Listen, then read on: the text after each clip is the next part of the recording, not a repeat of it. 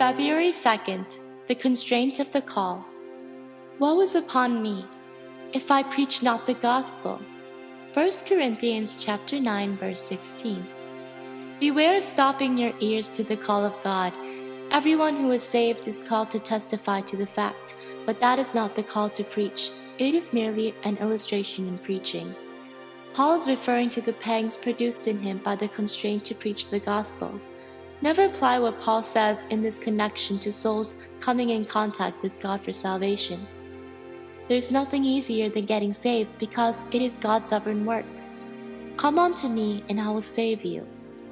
Our Lord never lies down the conditions of discipleship as the conditions of salvation. We are condemned to salvation through the cross of Jesus Christ.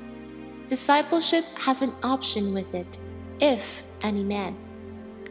Paul's words have to do with being made a servant of Jesus Christ, and our permission is never asked as to what we will do or where we will go.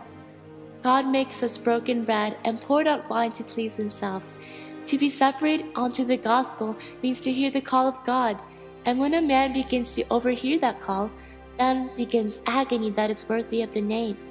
Every ambition is nipped in the bud, every desire of life quenched, every outlook completely extinguished and blotted out, saving one thing only, separated unto the gospel.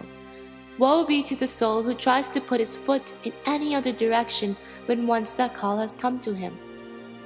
This college exists to see whether God has any man or woman here who cares about proclaiming his gospel, to see whether God grips you, and beware of competitors when God does grip you.